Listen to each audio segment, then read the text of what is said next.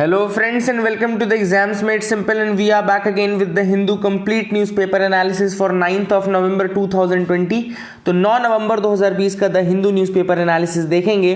Before we start, in the comment and description section below you can see the link to join our CSAT course. Classes 18 नवंबर से upload होना शुरू होंगी portal पे, temsis.com में upload होंगी and आपके लिए अवेलेबल रहेंगी जब तक आप प्रीलिम्स नहीं दे देते हो तब तक के लिए अवेलेबल रहेंगी। 2 से 2.5-3 महीने तक कोर्स चलेगा इसका। ओके, तो 2.5-3 महीने तक का कोर्स है पूरा, जिसमें आपका जितना भी mathematical analysis, reasoning, DI data interpretation, basic numeracy और ये एनालिटिकल रीजनिंग, ये जितना पार्ट है ये वाला पूरा पोर्शन कंप्लीट करा जाएगा। लगभग 60 to 70% of CSAT paper 2 with previous year papers, everything will be discussed in that course. The educator will start uploading the classes from 18th of November। सो अभी अगर आप ज्वाइन कर लेते हो तो 18 नवंबर से आपकी क्लासेस अपलोड होना शुरू होंगी और आप उनका यूज़ कर सकते हैं and you can very much use these classes in order to develop a CSAT निक ऑल्सो। क्योंकि लोग तैयारी नहीं करते हैं तो जस्ट एक कोर्स के थ्रू आप अच्छे से अपना मैथमेटिकल पोर्शन, अपना रीजनिंग, DI ये सब स्ट्रॉन्ग कर सकते हैं। नीचे डिस्क्रिप्शन कमेंट में लिंक है और नीचे लिंक है हमारे दूसरे सोशल मीडिया प्लेटफॉर्म्स की, तो आप वहाँ पे भी हमको ज्वाइन कर सकते हैं। Let's start with the questions first. आज के क्वेश्चंस देख लेते हैं पहले, जिनके आंसर्स आपको करने हैं। पहला सवाल है, who among the following was elected 3 times as the president of Indian National Congress? Options are A. A.O. Hume, B. Surendranath Banerjee, C. Gopal या D. Dadabhai Naoroji. Question number 2 है, which among the following organisation published journal called Indian sociologist? तो Indian sociologist journal इनमें से कौन publish करता था? Options are Indian house A, B Ghadar party, C British Indian association या D Berlin committee. Question number 3 is, the Swaraj party was divided into factions after the death of C.R. Das and its responsivist factions worked for। तो C.R. Das के death के बाद जो Swaraj party थी वो divide हो गई थी फैक्शंस में। उसमें एक रिस्पॉन्सिविस्ट थे और एक नॉन रिस्पॉन्सिविस्ट थे। तो इसमें ऑप्शन पूछा जा रहा है कि रिस्पॉन्सिविस्ट कौन थे? A. Safeguarding the Hindu interest by cooperating with the British government, B. creating obstacles in legislative process by acting as dissenters, C. cooperating with the no changers of the Congress in the favor of constructive programs of Mahatma Gandhi, या D. maintaining a separate identity of the party within the Congress। Question number 4 is, the Kittur rebellion 1824 to 1829 led by whom in Karnataka? तो इससे 2-3 चीजें हमको भी पता चलती है कि कित्तूर रेबेलियन कब हुआ था। 1824 से 29 में हुआ था। दूसरा कहाँ हुआ था? तो कर्नाटका में हुआ था। अब लेड किसने किया था ये आपको बताना। Options are A Chennamma, B Phond Sawant, C Anna Sahib या D all of the above. So these are the 4 questions for you today. Please do try to answer this questions in the comment section below. End of the video, जब video खत्म होने लगेगा तो मैं आपको इनके answers बता दूंगा, लेकिन अटेम्प्ट आप करिएगा and please do share the videos. अगर आपको पसंद आते हैं वीडियोस तो उनको लाइक किया करिए एंड शेयर किया करिए। That is the least thing you can do about the videos, है ना। तो ये एकमात्र चीज़ है जो वी डिमांड करते हैं आपसे। You should please like and share the videos as well. तो लेट्स सी, आगे मूव करते हैं in the news analysis part. So let's start with the first news. AG stands in firm in plea against Jagan Reddy. अब देखो यहाँ पे एक बहुत अच्छा कंसेप्ट मैं आपको बताता हूँ। क्या होता है जब भी कोई पिटीशन आता है, whenever there is a petition, कि आप कंटेम्प्ट ऑफ कोर्ट लगा दो। कंटेम्प्ट ऑफ कोर्ट, अगर मान लो कोई आप एक आम व्यक्ति हो और किसी दूसरे व्यक्ति के अगेंस्ट आप कंप्लेंट कर रहे हो कि कंटेम्प्ट ऑफ कोर्ट लगना चाहिए, so first of all that contempt of court plea goes to the attorney general.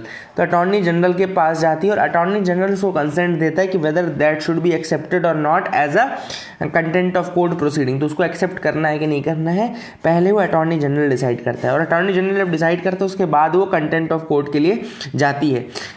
एक केस लेकिन ऐसा भी है जब ये चीज़ यहाँ पे नहीं जाएगी। वो कब होगा? वो तब होगा जब कोर्ट सुओ मोटू मतलब कोर्ट ऑन इट्स ओन, जब कोर्ट सुओ मोटू इनिशिएट कर देगा कंटेम्प्ट की प्रोसीडिंग। अगर कोर्ट इनिशिएट कर रहा है कंटेम्प्ट की प्रोसीडिंग सुओ मोटू, तो that will not go to the attorney general. Otherwise अगर सुओ मोटू नहीं है तो that goes to the attorney general. वो अटॉर्नी जनरल के पास जाती है, अटॉर्नी जनरल बताता है कि whether that should be accepted as a contempt of court case और नॉट। ठीक है ना, तो ये आपको याद रखना है। अब सिंस यहाँ पे न्यूज़ में अटॉर्नी जनरल है तो let me tell you about attorney general as well.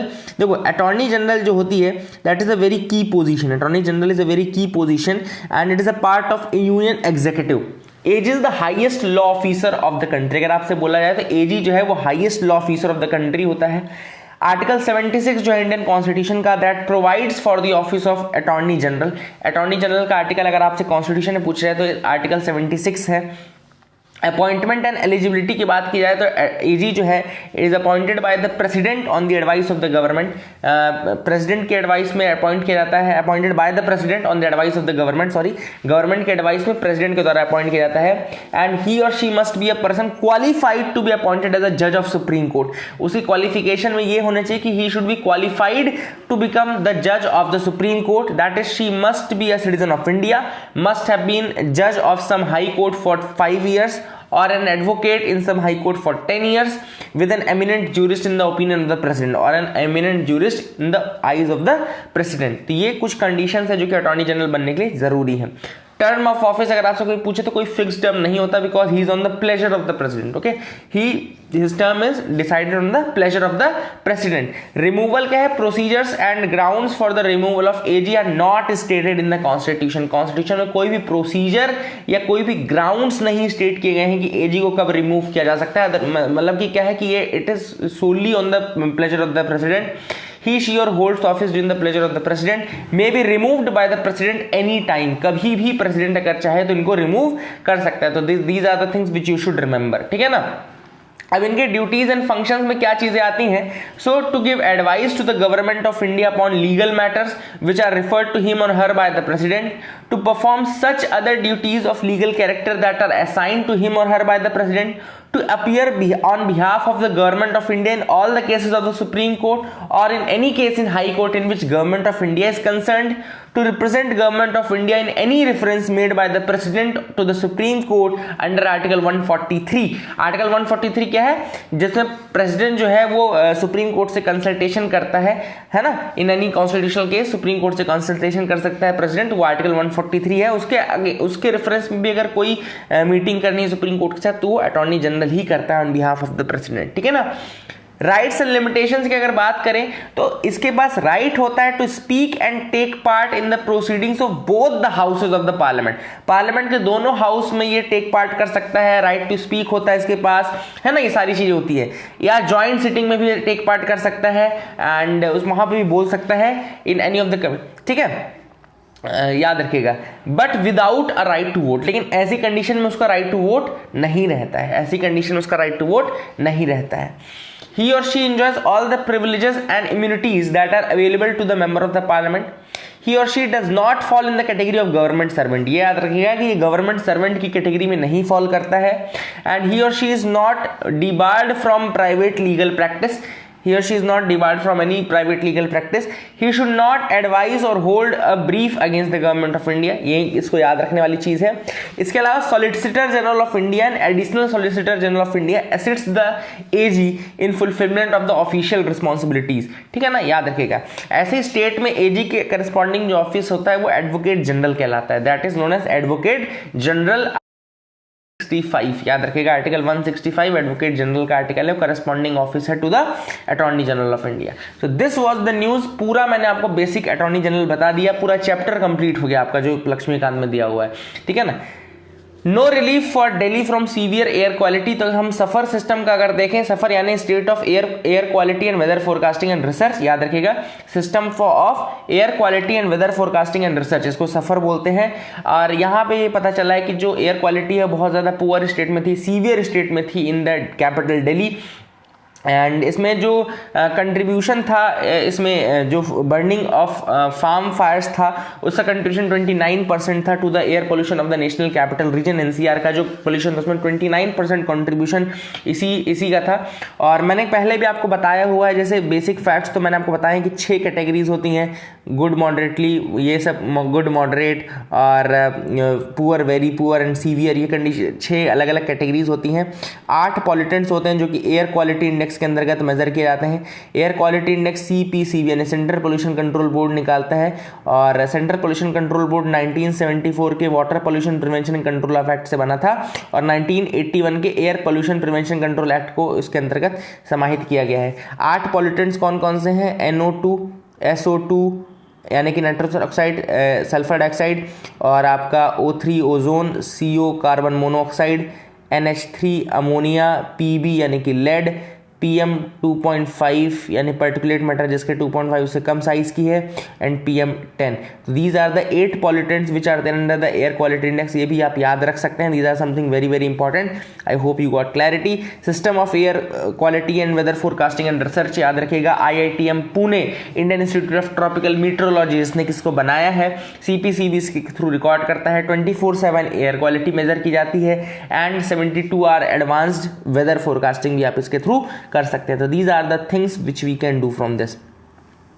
Thulasendrapuram erupts in joy over Kamla's victory. Now this is a news which is there, काफ़ी important है। Thulasendrapuram actually उनका ancestral village है। Ecstatic residents of Harris's ancestral village burst cracker and share sweets in the achievement। तो ये आपको याद रखना है, कमला हैरिस का जो ancestral village है वो है Thulasendrapuram in Thiruvarur district. Thiruvarur district का तिरुचि तिरुवारूर डिस्ट्रिक्ट का है, याद रखिएगा। तिरुवारूर डिस्ट्रिक्ट में Thulasendrapuram is a place which is there, and ये जो है प्लेस ये कमला हैरिस का एंसेस्ट्रल प्लेस है, एंड यहाँ पे काफ़ी ज़्यादा।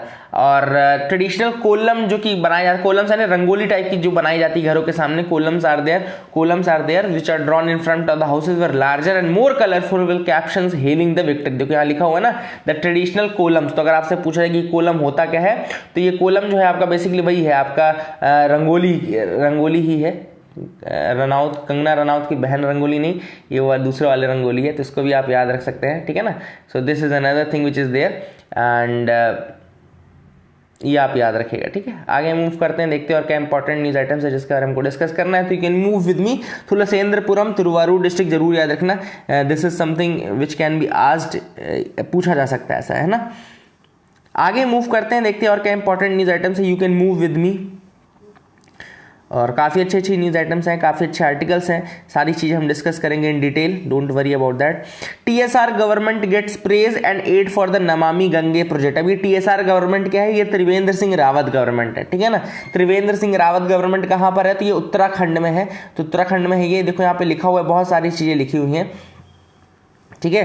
एंड यहाँ पे ये देखो लिखा है, PM has praised the CM Trivendra Singh Rawat as he is the first CM of the country to give tap connections almost for free. तो 1 रुपये में टैप कनेक्शंस मिल रहे हैं, है ना, 1 रुपये में, just for ₹1 these tap connections are being provided.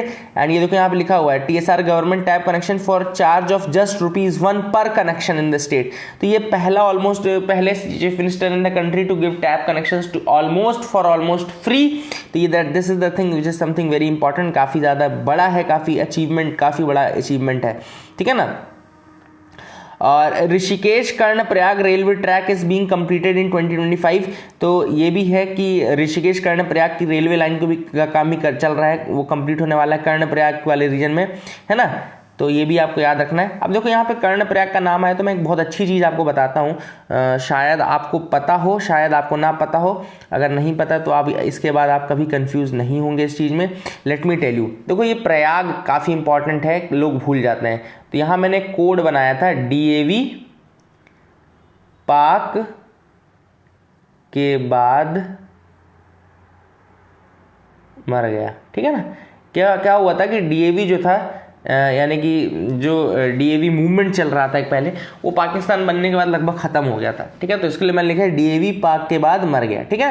तो यहाँ पे देखो D से है आपका धौली गंगा, A से है अलकनंदा, और ये है Vishnu Prayag. This third one is the Prayag, the first two are the rivers. D से धौली गंगा, A से अलकनंदा, विष्णु प्रयाग। P से पिंडार, A से अलकनंदा, कर्णप्रयाग।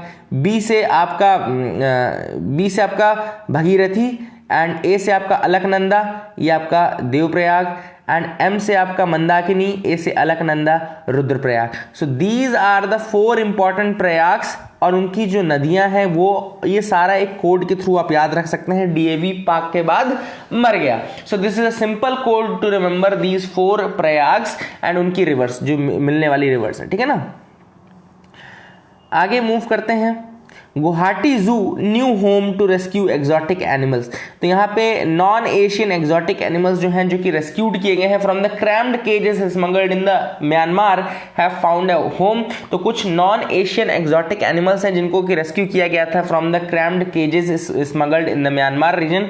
और यहाँ पे जो असम स्टेट का जू कम बोटेनिकल गार्डन है गुवाहाटी में, वहाँ से बेसिकली कहना चाहिए वहाँ पे इनको रखा जा रहा है। दे आर देयर एंड ये रीजन जो है वो हिंगेराबारी रिजर्व फॉरेस्ट का रीजन कहलाता है। हिंगेराबारी रिजर्व फॉरेस्ट का रीजन है, और यहाँ पे बर्ड्स एंड मंकीज को रखा गया है। तो ये कौन कौन सी कैटेगरी है? 2 है यहाँ पे। एक तो है हायासिंथ मैकॉज, देखो यहाँ पे लिखा है हायासिंथ मैकॉ, द पहली वेराइटी है हायासिंथ मैकॉ, और दूसरी है कपूचिन। Okay, capuchin monkeys. तो hyacinth macaw and capuchin monkey, these are the 2 varieties जिसको कि रखा गया है, ठीक है ना।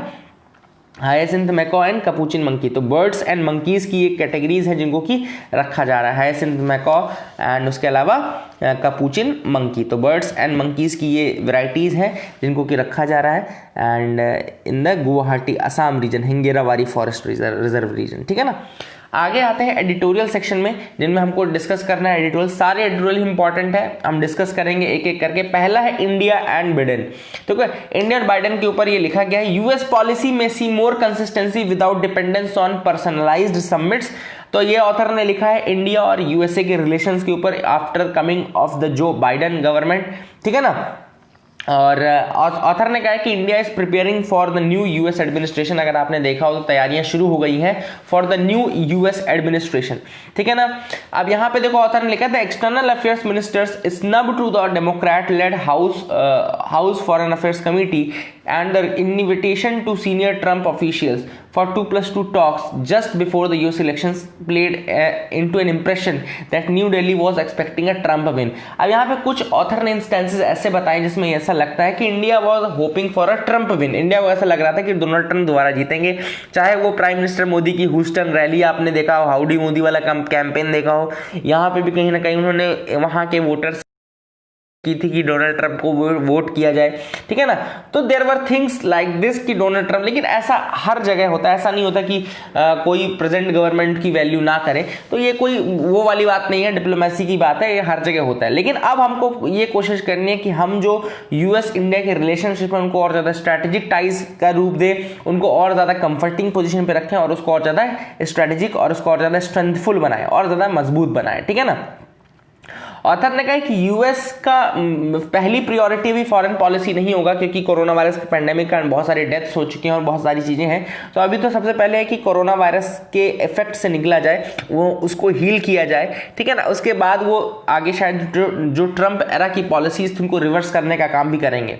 अब उसको रिवर्स करने का काम करेंगे तो कौन कौन से इंपॉर्टेंट मुद्दे हैं जिनको रिवर्स करना है? तो सबसे पहला यूएस का return to the Paris climate accord. सबसे पहली चीज जो हो सकती है जो बाइडेन करे वो है पेरिस क्लाइमेट अकॉर्ड में यूएस का वापस आना, ठीक है ना। इसके अलावा ईरान न्यूक्लियर निगोशिएशन जो चल रहे थे, जो ईरान न्यूक्लियर डील जो चल रही थी और जिसमें ईरान के ऊपर सैंक्शंस लगा दिए थे, उसको रिवर्स करना, ठीक है ना। इसके अलावा जो अफगानिस्तान से पुल आउट था, to reverse the pull out from Afghanistan and making it more measured exit. Author ने कहा है कि तीसरी चीज जो करने की जरूरत है वो ये है कि अफगानिस्तान जो पुल आउट है वो बहुत ज्यादा एब्रप्ट और बहुत ज्यादा ऐसे बिजार नहीं होना चाहिए। It should rather be more thought of, ये ज्यादा सोचा समझा होना चाहिए। प्लस इसके अलावा it should be a much more measured exit, बहुत ज्यादा मेजर्ड एग्जिट, ये नपा तुला हुआ एग्जिट होना चाहिए, ठीक है ना।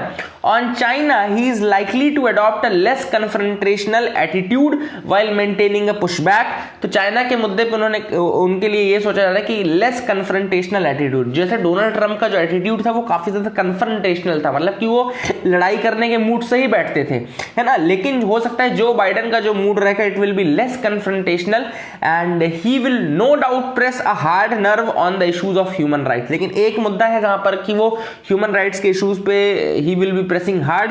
For example Jammu and Kashmir के मुद्दे पे, जम्मू एंड कश्मीर को यूटी उसमें अभी जो परमानेंट रेजिडेंट का किया गया, इसके अलावा सिटीजनशिप अमेंडमेंट एक्ट को ले लिया जाए, ठीक है ना। तो all these things he might have a hard press on these matters, because पहले भी उन्होंने कोट किया था खुद को as he is being disappointed because of India's actions, he is feeling disappointed, ऐसा उन्होंने पहले ही बोल दिया था, है ना। तो all these things are there. लेकिन फिर भी अगर आप देखा जाए तो ऑथर का ये कहना है कि these things will not affect the areas of engagement, and यही एरियाज हैं जहां पे वो ज्यादा इंगेज करने की कोशिश करेंगे हम लोग इंडिया के साथ भी। एंड न्यू दिल्ली जो है it should be prepared enough for the tough conversations on these sensitive issues. तो हमको दोनों तरीके से प्रिपेयर होना है। पहले तो हमको प्रिपेयर होना है for the bilateral ties, for the trade ties, इन सारी चीजों के लिए हमको तैयार भी रहना है। दूसरा वहीं पे हमको सेंसिटिव मैटर्स के लिए भी तैयार रहना है कि जब वो क्वेश्चन पूछेंगे जम्मू कश्मीर को लेकर के या ह्यूमन राइट्स को लेकर के, तो हमको वहां के लिए भी रिस्पॉन्स के साथ तैयार रहना है, ठीक है ना।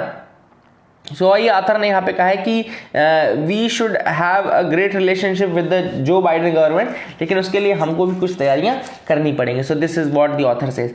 दूसरा जो आर्टिकल है वो है the US vote is about building back better. Now this article जो है ये एक्चुअली में डोनाल्ड ट्रंप के ऊपर लिखा गया है कि डोनाल्ड ट्रंप ने क्या क्या चीजें सही की, क्या क्या चीजें गलत की, उसके ऊपर आर्टिकल लिखा गया है। पहले इस आर्टिकल को स्टार्ट करने से पहले ऑथर ने बोला है कि ये जो इलेक्शन था काफी इंपॉर्टेंट है, इसमें कई चीजें पहली बार हुई। For example the victory of mister Biden and California senator Kamala Harris, whose pick by Mr. Biden are running mate likely galvanized a phalanx of minority voters on their side. It was the first time in the US history that a woman of color has been elected the vice president. ये पहली बार हुआ है कि एक women और women of color, मतलब कि एक minority woman कहना चाहिए वहां पे अमेरिका के रेफरेंस में, has been elected as the vice president. तो ये पहली बार हुआ है। दूसरी चीज, Mr. Biden will also be the oldest person sworn in as the president. ये अमेरिका में 78 years की एज में mister Biden will also be the oldest person to be sworn in as the president. दूसरा, Republican side की बात, Trump will be the first US president since 1992, the third elected president since World War II, and only the 11th president in the US history to lose a re-election bid. 92 के बाद पहले, world war 2 के बाद तीसरे, और overall history of America देखिए तो उसमें 11वें प्रेसिडेंट हैं डोनाल्ड ट्रंप जिन्होंने की री इलेक्शन की बिड लूज की है। He is also only the second US president in the history and the first since Benjamin Harrison in 1889 to lose the popular vote yet successfully nominate at least 3 Supreme Court judges.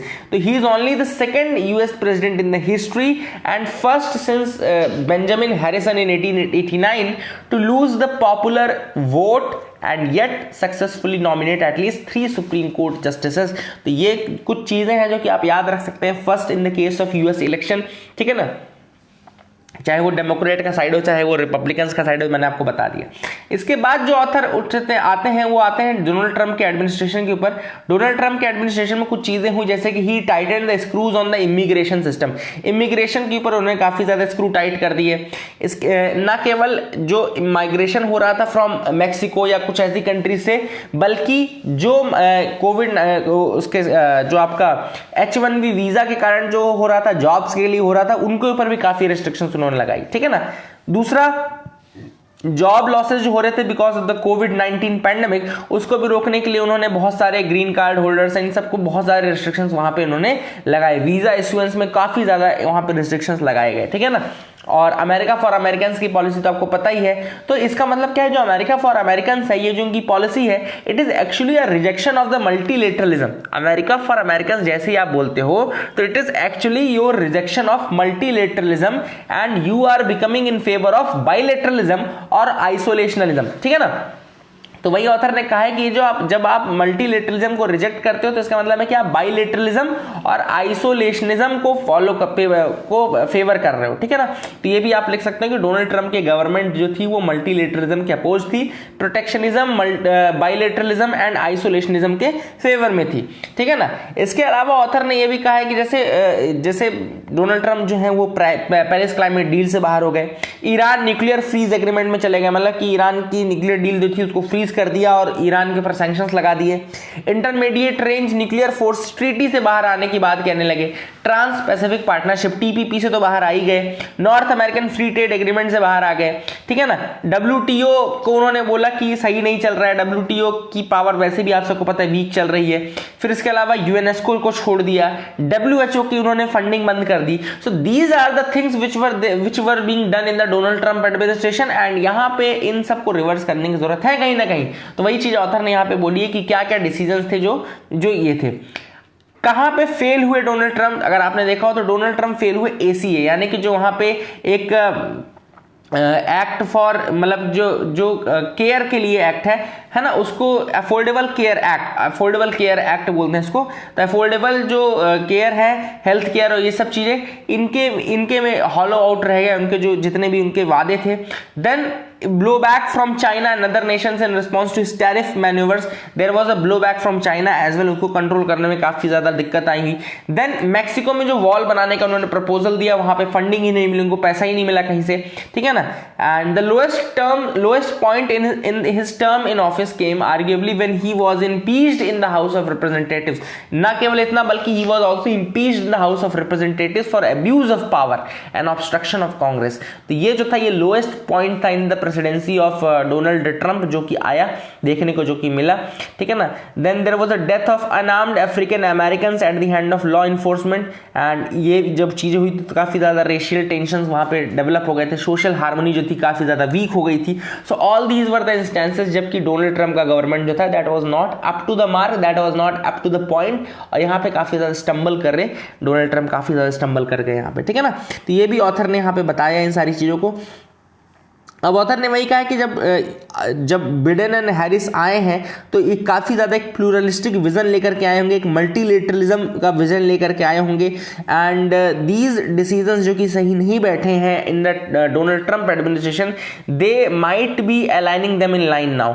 तो अब जो main कोशिश रहेगी Biden और Harris की वो ये रहेगी कि जो भी चीज़ें गड़बड़ हुई हैं डोनाल्ड ट्रंप के एडमिनिस्ट्रेशन में, या जो भी डिसीजंस उनको आपको या वर्ल्ड को लगता है कि ये सही नहीं था, it was not in the global favour, तो उनको वो अलाइन करने की कोशिश जरूर करेंगे। Turning the spotlight on America's election custodian. अब अमेरिकाज इलेक्शन कस्टोडियन कौन है? वहां का federal commission of India, federal election commission sorry. तो फेडरल इलेक्शन कमीशन से क्या चीजें हम सीख सकते हैं और क्या चीजें उसको सिखा सकते हैं, उसका कंपैरिजन ऑथर ने यहाँ पे किया है।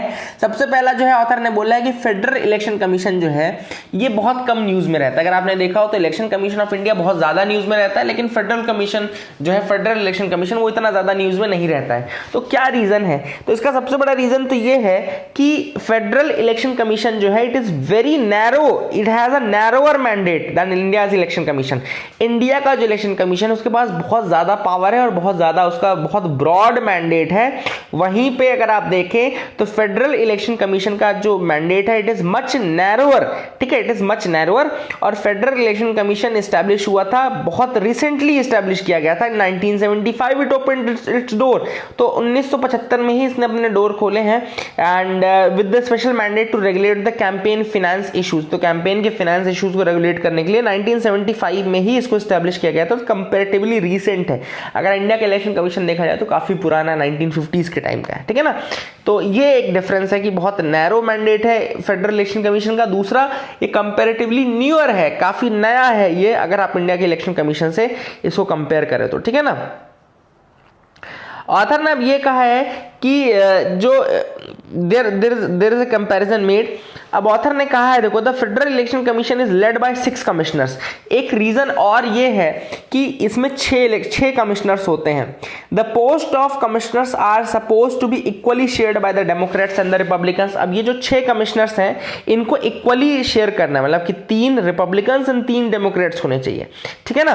But at the time of this most critical presidential election, लेकिन अगर अभी इस बार के इलेक्शन की हम बात करें तो there are vacancies in the federal election commission.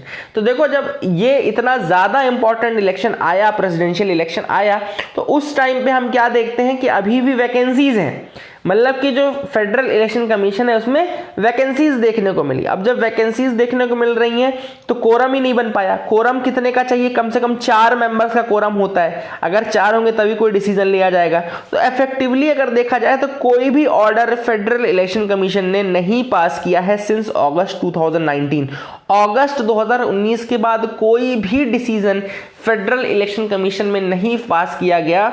2 सबसे बड़ा इलेक्शन होने वाला था वहां का, मतलब बहुत इंपॉर्टेंट इलेक्शन होने वाला था, फिर भी अगस्त 2019 के बाद से एक भी डिसीजन फेडरल इलेक्शन कमीशन ने नहीं पास किया। This was all because of the vacancy in the election commission. Vacancy जो थी वहां के इलेक्शन कमीशन में थी, इसलिए कोरम नहीं बन पाए जिसमें कम से कम 4 लोग चाहिए, एंड उसके कारण कोई भी डिसीजन अगस्त 2019 से नहीं पास हुआ था। ठीक है ना। During the course of this election, perhaps the most divisive in American history, the president has not mentioned even once appealing to the Federal Election Commission. एक बार भी फेडरल इलेक्शन कमीशन का जिक्र नहीं किया गया in this one of the most important US elections. ठीक है ना। केवल यूएस सुप्रीम कोर्ट का रेफरेंस आया लेकिन फेडरल कमीशन का रेफरेंस नहीं आया। ठीक है। तो वही वाली बात है, ऑथर यहाँ बता रहे हैं कि इंडिया का इलेक्शन कमीशन जो है that has much more critical mandate, much more wider mandate, और यहाँ पे तो आपकी वैकेंसी नहीं फुलफिल हो पाई थी, इस कारण से वहाँ पे कोई काम नहीं किया गया। ठीक है ना, ये आपने देखा होगा। However, India would do well to take a leaf out of the US systems book when it comes to the postal balloting. लेकिन एक चीज है जहां पर हम काफी चीजें सीख सकते हैं फ्रॉम द यूएस, वो कौन सी चीज है? वो है पोस्टल बैलेट। अगर आप 2016 का यूएस इलेक्शन देखो, almost a quarter of the votes counted rose from the postal and early balloting. In India we have confined postal ballot to only a few categories of largely government staff. ठीक है ना। तो India में अगर आप देखो तो postal ballot केवल कुछ लोगों के लिए ही एलिजिबल है, जैसे कि गवर्नमेंट स्टाफ हो गया, इनके लिए रहता है। ठीक है ना। इलेक्शन ड्यूटी में जो लोग हैं उनको पोस्टल बैलेट करने का मौका दिया जाता है। तो ये सारी चीजें पुलिस और आर्म्ड फोर्सेस को भी दिया जाता है, पुलिस एंड आर्म्ड फोर्सेस को। In these difficult times of the novel corona virus pandemic we need to widen this base, है ना। तो आपको इस बेस को वाइड करने की जरूरत है और हमको अमेरिका से शिक्षा लेने की जरूरत है in the case of postal balloting. Postal ballot के केस में जरूर हम उनसे सीख सकते हैं कि it is very convenient to cast the vote. अगर आप देखो तो अमेरिका में बहुत सारे वोट पोस्टल बैलेट्स के वोट होते हैं। ठीक है ना। लेकिन इंडिया में अभी प्रेजेंटली देखा जाए तो केवल हमने गवर्नमेंट आर्म्ड फोर्सेस इनको लिए ही एलिजिबल किया है जो इनकी इलेक्शन ड्यूटी में है। ठीक है ना। सो दैट इज द थिंग। तो ये कुछ चीजें थी जो हम सीख सकते थे, and there was a comparison made between Indian election commission and federal commission of India. ठीक है ना। Walk the talk. अब ये जो आर्टिकल लिखा गया है इसमें सिंपल सी चीज मैं आपको बताता हूं। जैसे इन्वेस्टर्स को हम अपनी तरफ अट्रैक्ट तो करना चाहते हैं, ऑथर ने कहा है कि इन्वेस्टर्स को हम अपनी तरफ अट्रैक्ट करना चाहते हैं, बट कहीं ना कहीं हम सफिशिएंट स्टेप्स नहीं उठा रहे। मतलब कि इन्वेस्टर्स को हम अट्रैक्ट तभी कर सकते हैं जब व्हेन देयर आर रेगुलेटरी सर्टेनिटीज। अगर रेगुलेटरी सर्टेनिटीज रहेंगी तभी हम इन्वेस्टर्स को मतलब खींच सकते हैं अपनी तरफ। तो ये आर्टिकल में केवल 1-2 पॉइंट आप मेंशन करके लिख लो।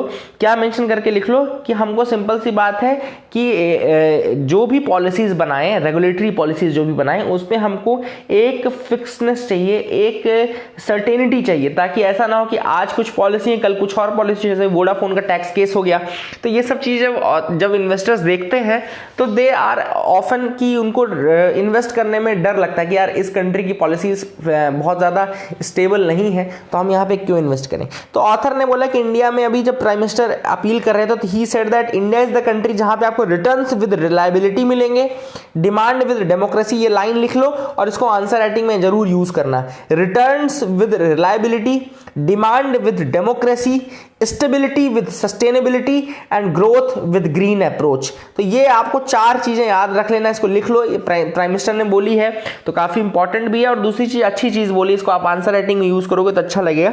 Returns with reliability, demand with democracy, stability with sustainability and growth with green approach. ठीक है ना। ठीक है। और 1.5 he also underscored the country's planned $1.5 trillion national infrastructure pipeline under public works project as an immense opportunity for trust fund managers looking to reap the best and safest returns. तो यहाँ पे उन्होंने अपने 1.5 trillion dollar national infrastructure pipeline and other public projects का भी जिक्र किया, जहाँ पे काफी ज्यादा बेनिफिट हो सकता है, और वहाँ पे उनकी बात उन्होंने की। तो ऑथर ने वही कहा है कि इन्वेस्टमेंट अगर आपको बढ़ाना है, जैसे पेंडेमिक के पीरियड में अगर आपने देखा हो तो इन्वेस्टमेंट बहुत कम आया था, है ना, तो अगर आपको बढ़ाना है तो आपको एक पॉलिसीज में स्टेबिलिटी प्रोवाइड करनी पड़ेगी। गवर्नमेंट अगर चाहे तो थोड़ा प्रोटेक्शन इन्वेस्टर्स को प्रोवाइड कर सकता है। अगर इन्वेस्टर्स को लगता है कि वो सेफ है, सिक्योर है, तो काफी ज्यादा वो डेफिनेटली वो इन्वेस्ट करेंगे इन द कंट्री, ठीक है ना। आगे मूव करते हैं, कोविड-19 क्लाइमेट एंड कार्बन न्यूट्रलिटी। तो ये जो आर्टिकल है ऑथर ने इसमें लिखा है कि understanding 3 E's evolution, ecology and environment will be a key to identify the potential pandemics. अगर हम 3 इंपॉर्टेंट E's को अंडरस्टैंड कर लेते हैं, जैसे कि evolution, ecology and environment, that will be a key to identify the potential pandemics, ठीक है ना। अब ऑथर ने यहाँ पे देखो 2-3 मेजर इश्यूज उठाए हैं इस आर्टिकल में। एक तो आपका कोविड-19 हो गया, पैंडेमिक हो गया, ठीक है ना। दूसरी चीज आपका जो क्लाइमेट चेंज है, climate change is another thing which is there, ठीक है ना। एक तो कोविड-19 था ही, क्लाइमेट चेंज दूसरा है। देन यहाँ पे जीडीपी में उन्होंने देखो ऑथर ने कहा है कि we have to ensure that G in GDP is not gross but green. Very very good line, very very good line. बिल्कुल आप यूज कर लीजिए इस चीज को कि जीडीपी का जो जी है वो ग्रॉस नहीं होना चाहिए, that should not be gross, that should be green domestic product, ठीक है ना। तो ऑथर ने यहाँ पे बोला है कि अब हमको ग्रीन की जरूरत है, मतलब क्लाइमेट चेंज को भी रोकने की जरूरत है। तो यहाँ पे उन्होंने बेसिक चीजें अंडरपिन जो की है वो यही है कि एक तो आपको प्रॉपर एग्रीकल्चर में, हेल्थ में, इन्वायरमेंट में, इनमें हमको सब जगह अच्छा करना है। We have to improve the performance in the agriculture, health and environment. तो हेल्थ मतलब पैंडेमिक वाला चीज, इन्वायरमेंट मतलब क्लाइमेट चेंज वाला चीज, ठीक है ना। इन्वायरमेंटल प्रॉब्लम्स ऑथर ने हाईलाइट की, जैसे air pollution, water pollution, chemical contamination, deforestation, waste generation, accumulation, land degradation, excessive use of pesticides. ये सारी चीजें जो है ये इन्वायरमेंट पे प्रॉब्लम्स क्रिएट करती हैं। फिर से देख लो, air pollution, water pollution, chemical contamination, deforestation, waste generation and accumulation, land degradation and excessive use of pesticides. अब न केवल ये पोल्यूशन प्रोवाइड करती हैं, बल्कि ये पब्लिक हेल्थ कॉन्सिक्वेंसेज भी, प्रोफाउंड पब्लिक हेल्थ कॉन्सिक्वेंसेज भी हैं, both in terms of morbidity and mortality. तो मॉर्बिडिटी मतलब बीमारी और मोर्टेलिटी मतलब कि डेथ, तो दोनों चीजें कॉज करती हैं। तो वही ऑथर ने बोला है कि अभी तक जो होता था ग्रो नाउ पे लेटर वाला जो मॉडल था वो अब काम नहीं करेगा, that has become unsustainable now. Grow now and पे लेटर वाला जो कॉन्सेप्ट था वो अनसस्टेनेबल हो गया है।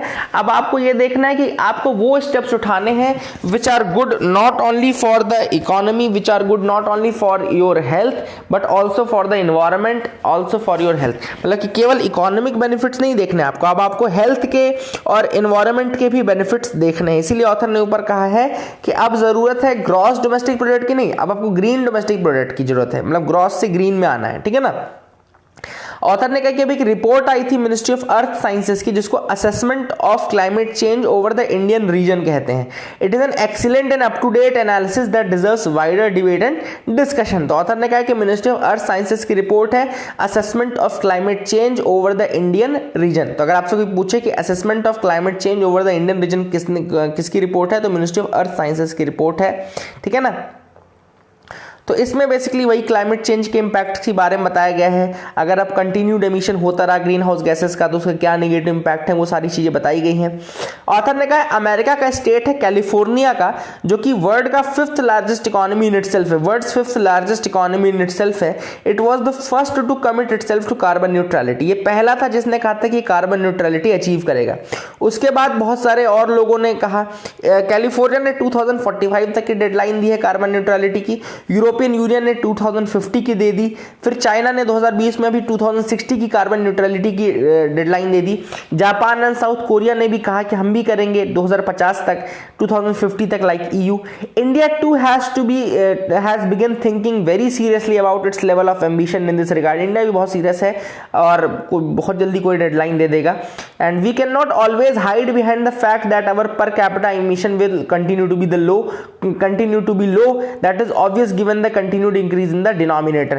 तो बिल्कुल बात सही है कि हमारा जो पर कैपिटा इमिशन है वो कम है, लेकिन इसका रीजन ये है कि हमारी पॉपुलेशन बहुत ज्यादा है ना, पॉपुलेशन बहुत ज्यादा है। तो ये वाली चीज भी होता है। ऑथर ने वही कहा कि हम जो है we are committed of having 40% of our electricity generation capacity from non fossil fuel sources by 2030। And ये चीज है कि ये पूरी हो पाएगी कि नहीं, इसमें थोड़ा डाउट ऑथर को जरूर लग रहा है, क्योंकि पेरिस क्लाइमेट डील में तो हमने बोल दिया कि 2030 तक 40% जो हमारी एनर्जी रिक्वायरमेंट होगी वो नॉन फॉसिल फ्यूल सोर्सेज से आएगी। तो ऑथर ने कहा कि ये चीज पूरी हो पाती कि नहीं, इसमें थोड़ा डाउट जरूर है। तो लेट्स सी कि ये पूरा होता है कि नहीं। तो ऑथर ने इन सब चीज़, तो वही ऑथर ने उठाया कि कार्बन न्यूट्रलिटी जो है ये बहुत वाइडर गोल है, बहुत बड़ा गोल है, बट बहुत वर्थवाइल गोल है, ठीक है ना। एंड हमको बहुत एक कॉन्शियस अप्रोच फॉलो करनी पड़ेगी if we want to achieve this thing. अगर हम इसको अचीव करना चाहते हैं तो बहुत कॉन्शियसली हमको मूव करना पड़ेगा। एंड साइंटिफिक इन्वेंशंस की ज़रूरत तो पड़ेगी, टेक्नोलॉजिकल इनोवेशंस की ज़रूरत भी पड़ेगी, पैसा भी लगेगा, फिनेंसेस की भी ज़रूरत पड़ेगी, तभी हम इन जो कार्बन ग्रीन हाउस गैसेज हैं उनको रिमूव कर पाएंगे, है ना। तो ये सारी चीज़ें हैं, ऑथर ने कहा है सोल्यूशन ढूंढने की ज़रूरत है, जिसमें जियो इंजीनियरिंग भी लगेगी, जिसमें हमको पैसा भी लगेगा, वही चीज़ें टेक्नोलॉजिकल इनोवेशन, साइंटिफिक इन्वेंशन, सारी चीज़ों की ज़रूरत पड़ेगी, ठीक है ना। So these are the things which were mentioned in this article by the author. I hope you got clarity, आपको समझ में आ गया होगा। आगे मूव करते हैं। Finally the great banyan tree breathes afresh. तो तेलंगाना में मॉडर्न ऑर्गेनिक ट्रीटमेंट दिया गया है to a tree, banyan tree, जो कि लगभग 700 साल पुराना है। It is the 700 years old ficus tree, one of the oldest and largest on the planet. World का one of the oldest and one of the largest planet है, 700 साल पुराना, तेलंगाना में Pillalamarri the great banyan tree of Telangana. इसको याद रखिएगा, पिल्लला मारी the great banyan tree of Telangana. अगर आपसे कोई पूछता है कि व्हाट इज दिस पिल्लला मारी, it is the great banyan tree of Telangana and it has got a new lease of life after the modern organic treatment of Telangana. Modern organic treatment इसमें किया गया, उसके बाद इसको नई लीज ऑफ लाइफ मिली है, नए पत्ते आना शुरू हो गए। So that is the thing which is important. I hope you got clarity regarding that as well.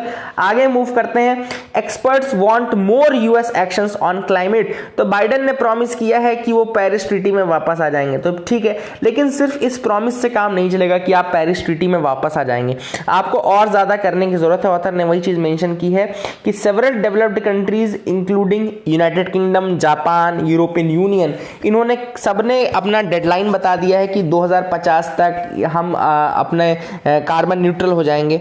इसके अलावा चाइना ने भी 2060 का टाइमलाइन दे दिया है, ठीक है ना। एंड यूएस जो है वर्ल्ड का लार्जेस्ट एमिटर है ग्रीन हाउस गैसेस का, लेकिन अभी भी इसने कोई भी डेडलाइन नहीं दी है, कमिट नहीं किया है। तो जो बाइडेन का ये भी काम है कि वो कमिट भी करें कि कब तक इसको कार्बन न्यूट्रल बनाने की कोशिश करेंगे। इंडिया जो है वो ट्रैक पे है। ऑथर का कहना है कि India is on tracks and we are एक तरीके से लीड कर रहे हैं, जितने भी हमने कही है ना। इंडिया का जो एमिशन देखा जाए, एमिशन शेयर वो वर्ल्ड का केवल 6% है and India is taking well care.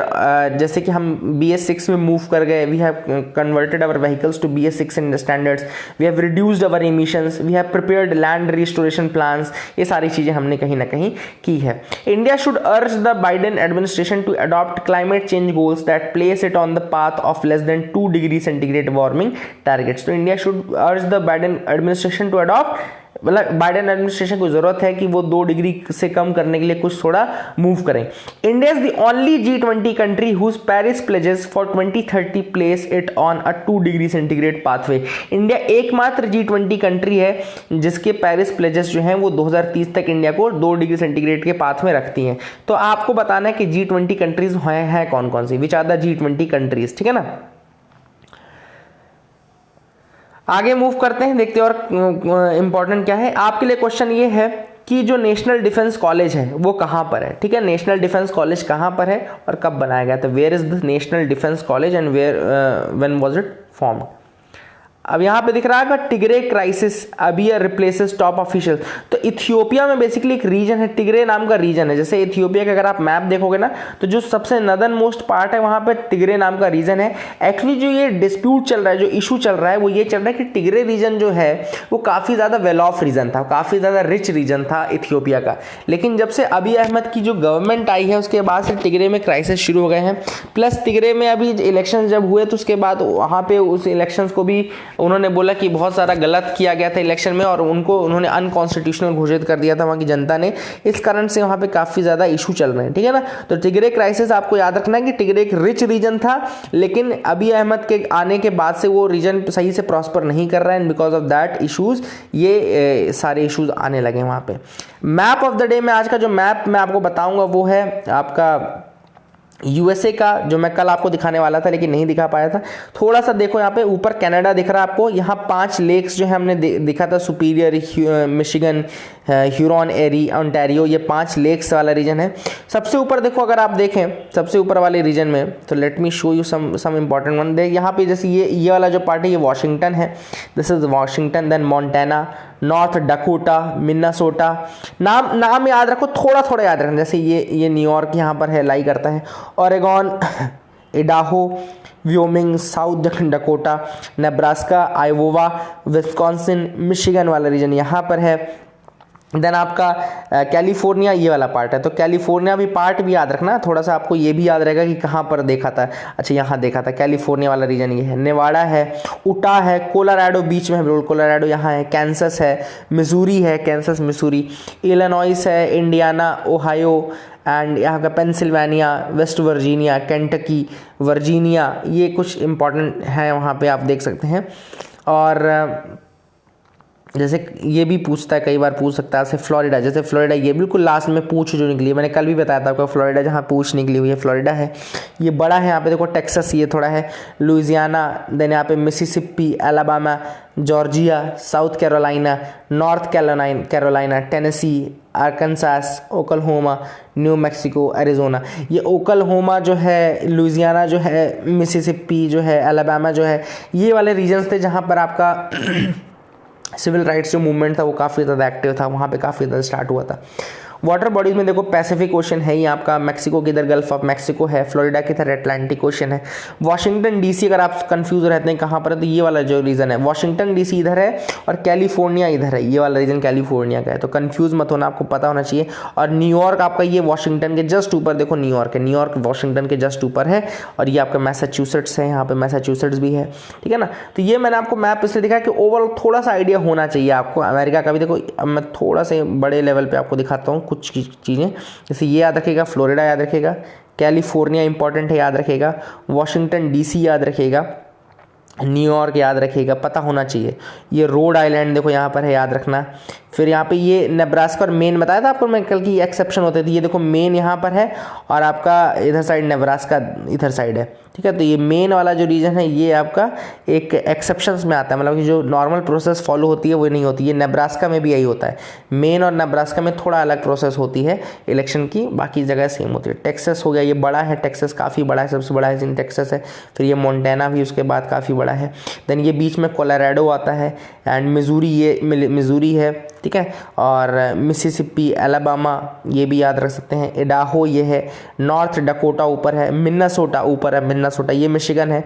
ये लेक वाला रीजन है, ये 5 लेक्स ही हैं आपकी जो मैंने कल बताई थी कि सुपीरियर है, ठीक है, सुपीरियर हो गया। फिर ये मिशिगन हो गई, फिर इधर ह्यूरॉन, एरी, ओंटारियो, ये सारी अलग अलग लेक्स हो गई। तो this is the map for America, इसका पॉलिटिकल मैप है, देख लेना इसको एक बार, मिस मत करना। तो दिस वाज अगेन इम्पॉर्टेंट है ना, इसको याद रखिएगा।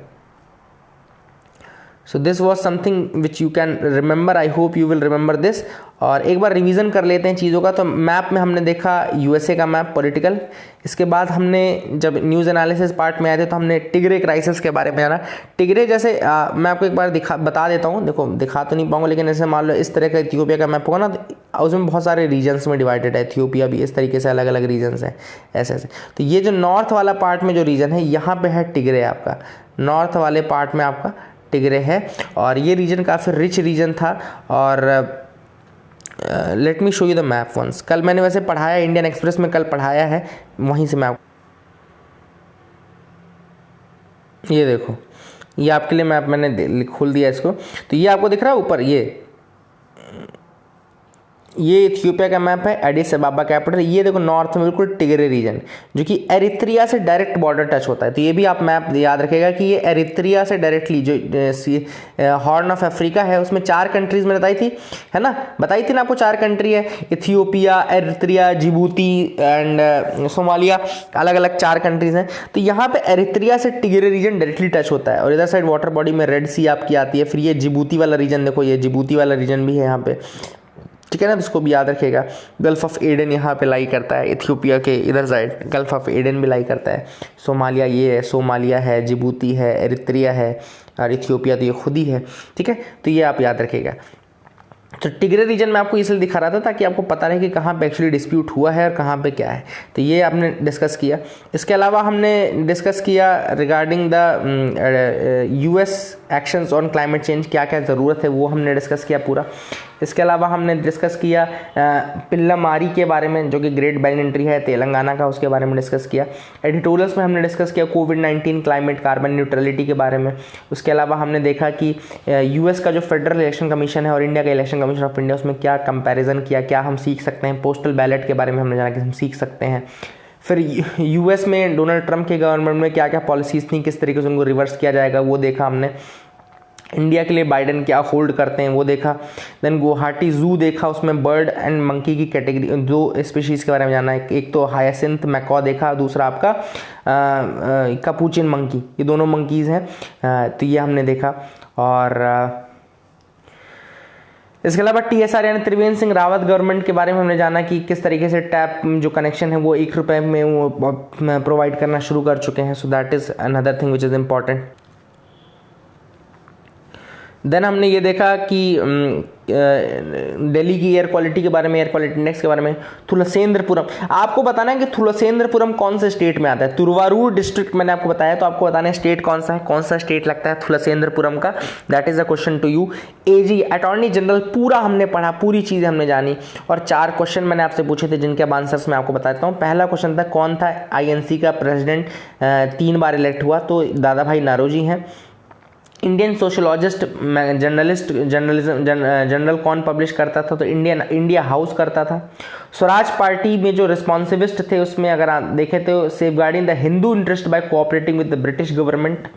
देन कित्तूर रेबेलियन 1824-1829 कर्नाटका का जो है वो चेन्नम्मा द्वारा लीड किया गया था, ठीक है ना। तो यहाँ पे मैंने थोड़ा सा लिख भी दिया है कि जो इंटरनल बाइफर्केशन था वो हुआ रिस्पॉन्सिविस्ट एंड नॉन रिस्पॉन्सिविस्ट में। रिस्पॉन्सिविस्ट में थे लाला लाजपत राय, NC केलकर, मदन मोहन मालवीय। रिस्पॉन्सिविस्ट थे NC Kelkar, Lala Lajpat Rai, Madan Mohan Malaviya, who had intention of safeguarding the Hindu interest by cooperating with the British government in 1926। Non responsivist जो थे वो मोतीलाल नेहरू थे, they withdrew from the legislature, ठीक है ना। तो ये आपको याद रखना है। तो these are the things from today's newspaper. I hope you got clarity, आपको समझ में आ गया होगा एंड कुछ सीखने को मिला होगा। That is it for the day. Please do like, share, subscribe. Keep loving us, keep sharing us. Thank you and have a nice day.